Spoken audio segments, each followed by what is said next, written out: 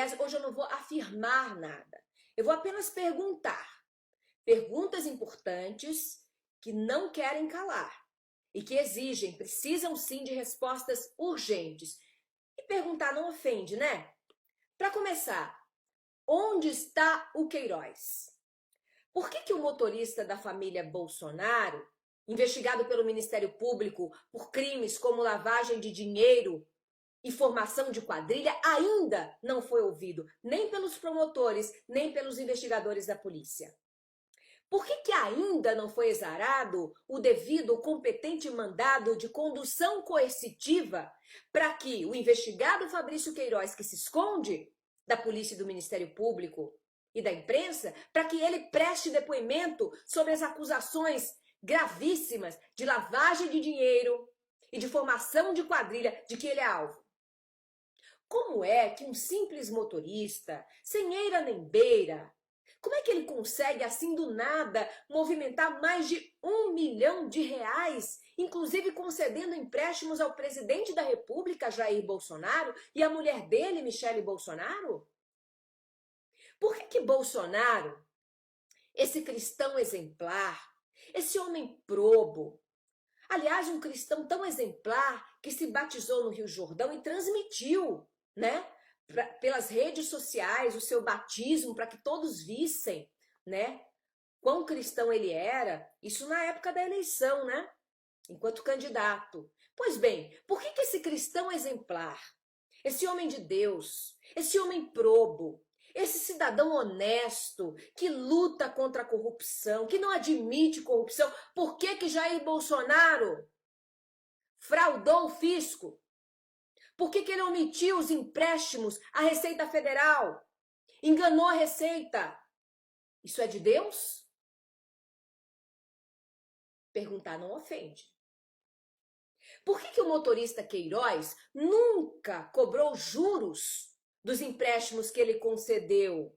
Será que ele era uma espécie de balcão de caridade? Será que ele incorporava, assim, Madre Teresa de Calcutá, por exemplo, e saía fazendo bem, assim, sem olhar a quem, sem pedir nada em troca? Que homem bom, que alma boa! De onde vieram, por falar em Queiroz, de onde vieram os R$64 mil em dinheiro vivo com que Fabrício Queiroz pagou a conta no Hospital Albert Einstein, o hospital mais caro, se não o mais caro, um dos mais caros do Brasil, onde apenas ricos e endinheirados, famosos endinheirados, podem se internar? Um simples motorista. Outra pergunta que não quer calar: quem está obstaculando as investigações sobre o escândalo de corrupção envolvendo o senador Flávio Bolsonaro, o patrão de Queiroz?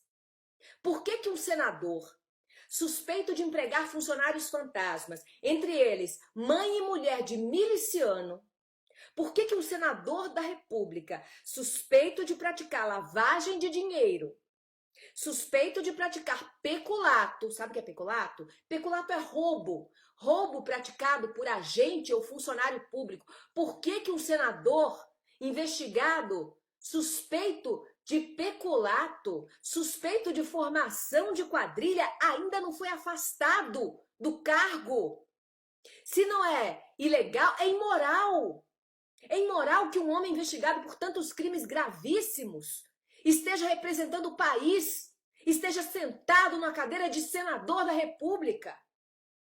Por quê? Porque ele é filho do presidente? Então a bandeira contra a corrupção, ela não vale para a família Bolsonaro? Então eles têm alguma licença especial para transgredir a lei?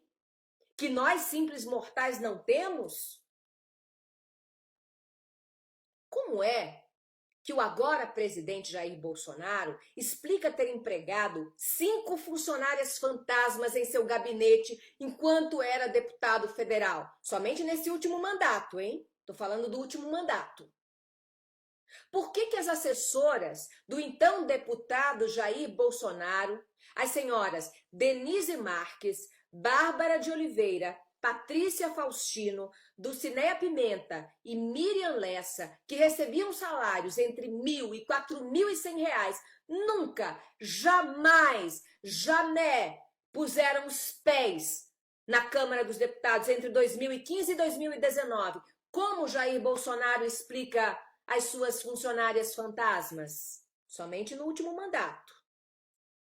Por que os defensores da moral e dos bons costumes, que sempre apoiaram ações contra a corrupção, ações do Ministério Público, na Operação Lava Jato, por que esses mesmos cidadãos de bem e defensores da moral se calam diante dos escândalos de corrupção envolvendo a família Bolsonaro? São dois pesos e uma medida? A sua moral tem dupla face? Uma para cada conveniência? O que pode para os petistas não pode para os bolsonaristas? Que espécie de cidadãos são vocês?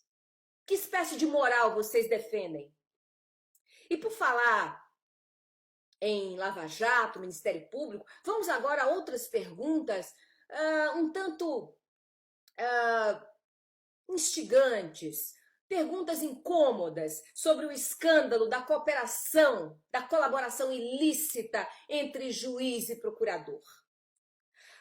Por que o ministro da Justiça, Sérgio Moro, e o procurador Deltan Dallagnol ainda não entregaram? Por que eles se recusam a entregar os seus aparelhos celulares para que seja feita a devida perícia? Perícia essa que pode esclarecer a autenticidade das mensagens que foram divulgadas, reveladas pelo site The Intercept Brasil.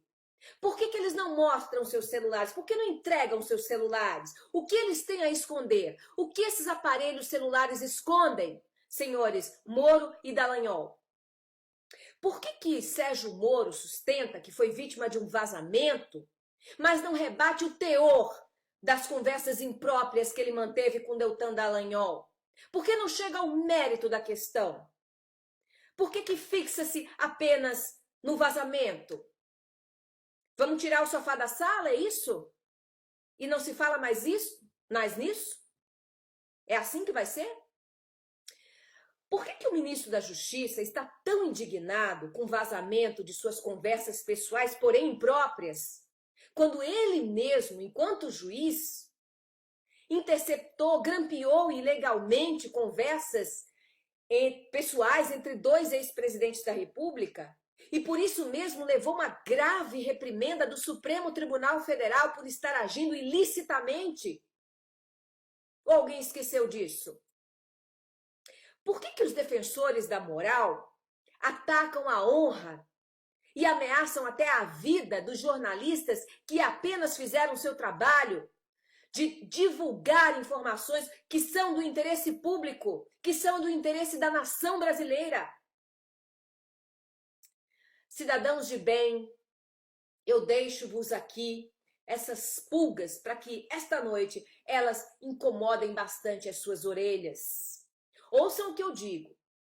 Estamos prestes a contemplar o ocaso, o crepúsculo dos ídolos.